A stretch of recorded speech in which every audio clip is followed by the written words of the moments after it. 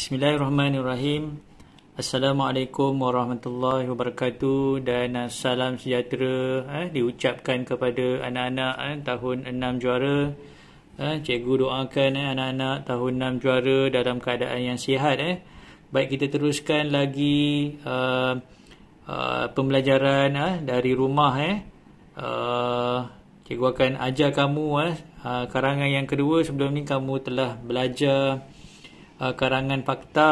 Cikgu harap karangan fakta telah kamu siapkan dalam buku BM2. Untuk karangan yang kedua ini, cikgu akan ajar kamu karangan surat kiriman tidak rasmi.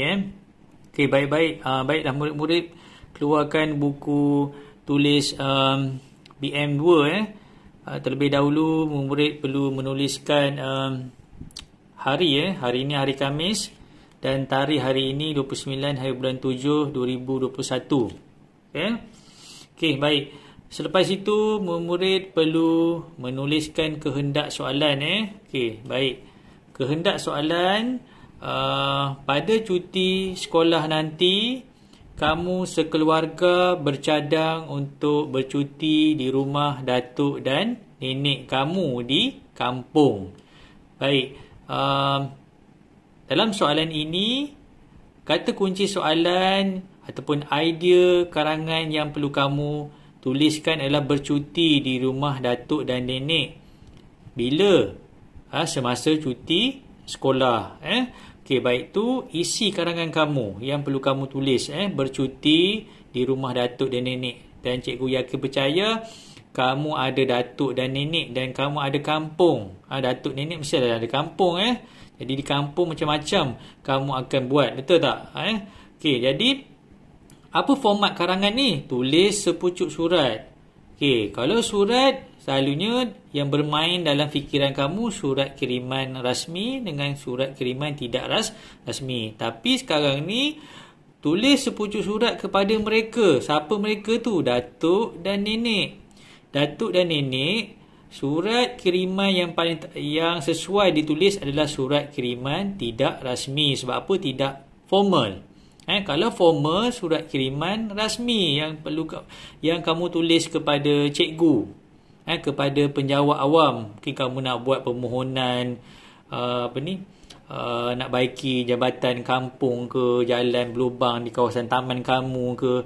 Itu surat kiriman rasmi yang perlu kamu buat. Tapi kalau kamu nak tulis surat kepada datuk dan nenek, surat yang paling tepat adalah surat kiriman tidak rasmi. Jadi dalam soalan ini, kata kunci soalan, cikgu ulang balik kata kunci soalan dia ataupun idea karangan yang kamu hendak buat adalah bercuti di rumah datuk dan nenek. Masa kamu bercuti ni, apa yang kamu hendak buat ataupun kamu nak cerita pengalaman yang sebelum ni kamu bercuti di rumah datuk nenek kamu, apa yang sangat seronok kamu nak balik ke kampung. Okey, dan format karangan, surat kiriman tidak rasmi. Walaupun format tidak rasmi ada dianggap karangan berformat juga. Yang sebelum ni karangan fakta adalah karangan tidak berformat. Untuk kali ini karangan berformat yang perlu kamu buat. Selepas itu, langkah yang seterusnya, cikgu nak kamu selanglah satu baris, tuliskan alamat. Buat alamat rumah kamu lah. Macam ni cikgu ambil alamat di Taman Parit. Taman Parit Jaya. Okey, Taman Parit Jaya. Okey. Contoh, nombor 6, Jalan Bunga Melur. Taman Taman Parit. Okey, Parit Jaya. Taman Parit Jaya, koma sini. Okey, Taman Parit Jaya 32800 Parit Perak. Ni satu contoh cara untuk menulis alamat. Kalau kamu nak tulis alamat, kaedah yang selain macam ni pun boleh juga kamu tulis. Nombor 6 Jalan Bunga Melur, Taman Parit Jaya ni kamu tulis di bawah ni. Kalau nak tulis macam ni, kamu kena koma lah. Nombor 6 Jalan Bunga Melur, koma, Taman Parit Jaya 32,800 parit Perak dan noktah di sini. Okey. Okey. Selepas kamu menulis alamat, kamu selang satu baris, tulislah tarikh. Tulislah tarikh hari ni 29 Julai 2021. Bulan Julai J tu perlu ditulis dengan huruf besar. Wajib tulis dengan huruf besar. J, Julai. Okey. Jadi langkah pertama dengan kedua, langkah pertama tulis alamat, dan selepas tu selang satu baris dan tulislah hari, bulan dan tahun. Okey. Dah siap? Tulis alamat dengan tarikh. Barulah kamu menulis perenggan pendahuluan. Boleh tak terus tulis perenggan pendahuluan tanpa menulis alamat dengan tarikh? Tak boleh, kamu dah gagal menulis karangan surat kiriman tidak rasmi. Maksudnya kamu dah gagal menulis format dengan baik. Jadi kena potonglah markah. Sebab apa kamu tak tulis alamat dengan tarikh? Jadi kena tulis alamat dengan tarikh dulu.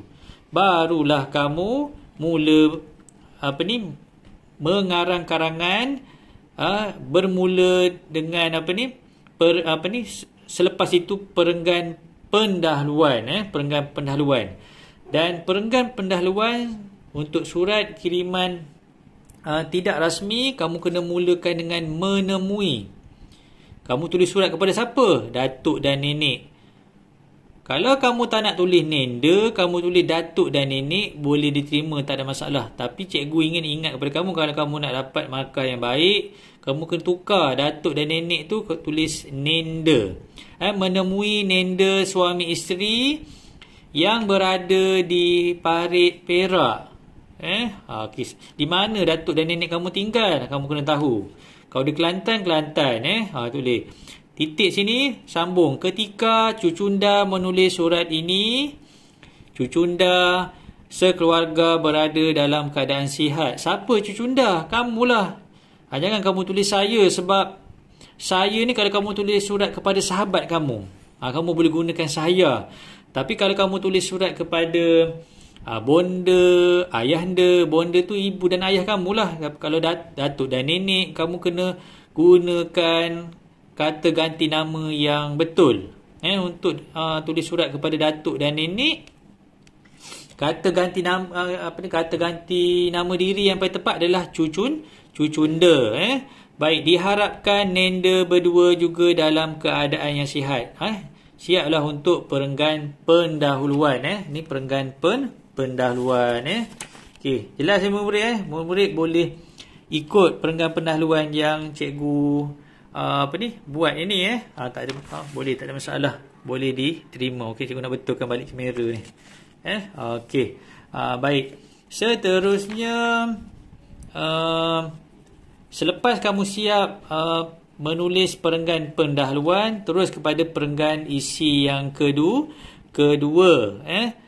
Okey, perenggan isi kedua ni berbeza. Kalau perenggan pendahuluan, setiap baris semua rapat ke tepi. Perenggan yang kedua kena tulis ke tengah. Okey, cikgu tak selang. Kalau kamu tak selang, yang untuk perenggan yang seterusnya pun jangan selang. Kalau selang, kena selang lah. Ni macam cikgu juga tak selang. Tapi cikgu tulis ke tengah sikit. Okey, nenda. Nenda tu datuk nenek kamu lah. Nenda yang disayangi.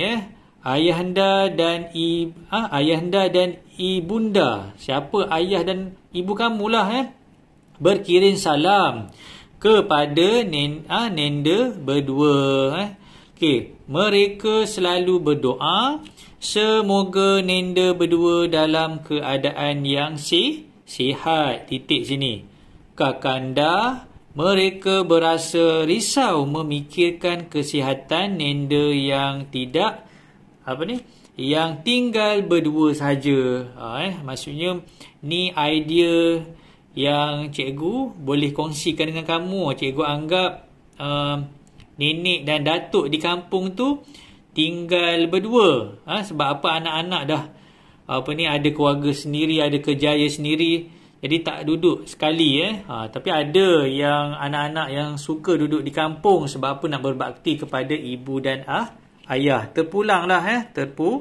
terpulang. Kalau kamu nak cerita selain pada itu, terpulang. Macam cikgu anggapkan datuk dan nenek ni duduk berdua lah, tanpa anak lah. Anak dia ada anak, tapi anak yang ada kehidupan masing-masing.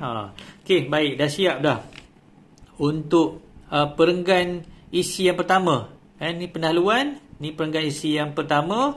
Untuk yang kedua, cikgu nak kamu buat sendiri. Cikgu akan tolong kamu segi rangka, cikgu bagi. Tapi kalau kamu nak buat sendiri untuk perenggan yang kedua, idea yang boleh cikgu kongsikan, kamu boleh cerita pengalaman balik ke kampung sebelum ni. Sebab apa kamu seronok nak balik ke kampung? Ataupun kamu balik kampung, kamu nak buat apa? Contoh. Maksudnya aktiviti yang kamu nak lakukan. Okey. Jadi perenggan isi yang kedua, cikgu nak kamu buat dalam 5 baris. 5 baris cikgu dah buat sini, 5 baris. Okey, dalam satu perenggan ni ada 5 baris ayat yang perlu kamu buat. Okey, baik. Tu isi yang kedua. Isi yang ketiga pun sama juga. Isi yang ketiga dengan isi yang keempat. Maksudnya 5 baris. Satu perenggan kena ditulis 5 baris. Ni pun sama sama juga 5 baris. Apa nak ditulis cikgu? Macam cikgu sebut tadi, kamu boleh ceritakan apa aktiviti yang kamu nak lakukan bila di kampung. Kalau kamu nak cerita aktiviti memancing ikan, apa seronok sangat mancing ikan tu. Tambah-tambah masa kamu mancing ikan tu, kamu sempat berbual-bual dengan datuk dan nenek kamu, ataupun kamu ada sepupu. Kamu boleh ceritakan apa pengalaman yang seronok sangat. Tu aktiviti yang boleh kamu lakukan. Tapi cikgu akan tolong kamu dari segi rangka nanti. Tapi kalau kamu nak buat sendiri, terpulang lagi baguslah. Seronok kalau ada pengalaman balik ke kampung, kamu ceritakan sini, boleh kongsikan dengan cikgu, pada kawan-kawan. Okey, baik. Untuk perenggan penutup, cikgu dah tolong kamu. Okey, untuk perenggan penutup, kamu akhiri karangan kamu, tulis ke tengah. Setakat ini dahulu yang dapat Cucunda coretkan buat tatapan Nenda. Noktah sini. Sebagai mengakhiri bicara, sambulah salam mesra untuk Nenda, suami, isteri. Sekian, wassalam. Ingat, perenggan penutup perlu kamu tulis di baris last sekali tu sekian. Kalau tak tulis perkataan sekian, ibarat karangan kamu tidak lengkap. Format karangan surat kiriman tidak rasmi tak lengkap. Kena tulis. Kalau tak tulis, dipotong satu markah juga. Format. Kena tulis sekian, wassalam. Ataupun sekian, terima kasih. Dan ini pun salah satu format. Selalunya kalau surat kiriman rasmi, yang benar. Tapi kalau tidak rasmi, kamu kena buat cucunda. Kamulah yang takkan tulis saya yang merindui. Tulislah cucunda yang merindui. Tu lebih cantik lagi. Cucunda yang merindui. Dan nama kamulah siapa. Macam ni Umairah yang menulis surat ni.